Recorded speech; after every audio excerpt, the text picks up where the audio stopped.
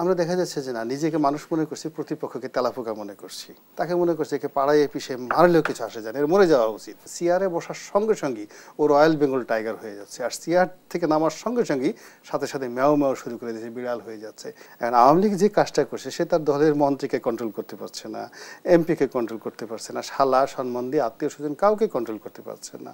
তো এখন আমরা যারা বিএনপির লোকজন আছি, আমরা যদি আমাদের বড় ভাই আওয়ামী লীগ, আমাদের দাদা বাহাদুর আওয়ামী লীগ, তাদেরকে একটু অনুসরণ না করি, তাদেরকে ইজ্জত না করি, তারা যে কাজকর্মগুলো করে এগুলো যদি একটু ছোটোখাটো ওয়েতে না করি, তাদের তো ইজ্জত থাকে না। তো আমরা যা কিছু করছি মূলত আওয়ামী লীগের ইজ্জতের বাঁচানোর জন্য, এবং এটা অনুল্লেখ্য।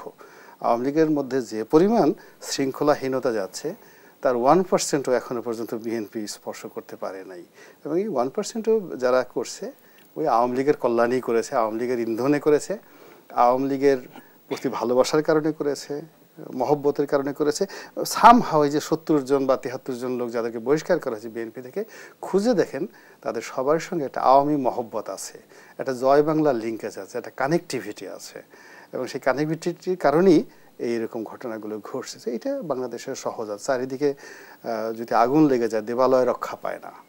এখন যে বাংলাদেশে যে শৃঙ্খলাহীনতা চলছে, এটা রাজনীতিতে চলছে, অর্থনীতিতে চলছে, সমাজ ব্যবস্থায় চলছে, ব্যাংকিংয়ে চলছে, সমাজের এমন কোনো জায়গা নাই, এমনকি প্রেম ভালোবাসা বিয়ে শাদীর ক্ষেত্রে এখন অনেক ঝামেলা হচ্ছে। এখানেও শৃঙ্খলাহীনতাতে আসলে মানে ক্ষতি বা কি দেখছেন সংক্ষেপে যদি বলেন? তারপর আমি একটু প্রথম হলো যে আমাদের হাজার বছরের ঐতিহ্য হিসেবে বাঙালির যে একটা সুনাম সুখ্যাতি ছিল সেটা নষ্ট হয়ে যাচ্ছে। জাতি হিসেবে আমরা খুবই ছোট হয়ে যাচ্ছি দেশ বিদেশের কাছে, আর নিজেদের কাছে নিজেরা মর্যাদাহীন হয়ে পড়েছি, অবিশ্বাস হয়ে পড়ছি।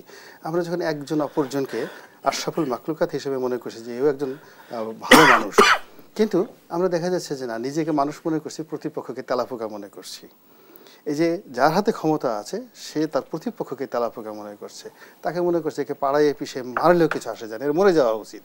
তো এই যে একটা বৈষম্য, সামাজিক বৈষম্য মানুষের মস্তিষ্কে ঢুকে গেছে, চেয়ারে বসার সঙ্গে সঙ্গেই ও রয়্যাল বেঙ্গল টাইগার হয়ে যাচ্ছে, আর চেয়ার থেকে নামার সঙ্গে সঙ্গেই সাথে সাথে ম্যাও ম্যাও শুরু করে দিয়েছে, বিড়াল হয়ে যাচ্ছে, ইঁদুর হয়ে যাচ্ছে। তো এই যে মানুষের যে রূপান্তর, বিবর্তন এত অল্প সময়ের মধ্যে, গতকালকে সচিব ছিল, গতকালকে আইজি ছিল, গতকালকে এসপি ছিল, আজকে রিটায়ার্ড করার পর তারে আর আপনি সমাজে খুঁজে পাবেন না। গতকাল মন্ত্রী ছিল, এমপি ছিল, আজকে তাকে মনোনয়ন দেওয়া হয় নাই, তাকে আপনি খুঁজেই পাবেন না। তো এই যে এতটা বিবর্তন, সত্যিকার অর্থে মানুষ হিসাবে এই সমাজে যে মানুষের পরিস্থিতি, এই জিনিসটা সমাজ হোল্ড করতে পারছে না, ধারণ করতে পারছে না, এটা উধাও হয়ে যাচ্ছে। আমরা শুধুমাত্র দেখছি চেয়ার, এটা এসপির চেয়ার, এটা এমপির চেয়ার, এটা প্রধানমন্ত্রীর চেয়ার না। উইদাউট দিস থিং আমরা এখন স্মরণ করতে পারছি না, this man is Hossain Shahid Suhrawardy, this man is Maulana Abdul Hamid Khan Bhashani, this man is Bangabandhu Sheikh Mujibur Rahman, this man is general Ziaur Rahman. আমরা এইভাবে মানুষকে মানুষ হিসেবে এই জমানাতে ট্রিট করতে পারছি না, আমরা শুধুমাত্র তার পদ পদবী চেয়ারকে মর্যাদা দিতে পারছি। This is the problem.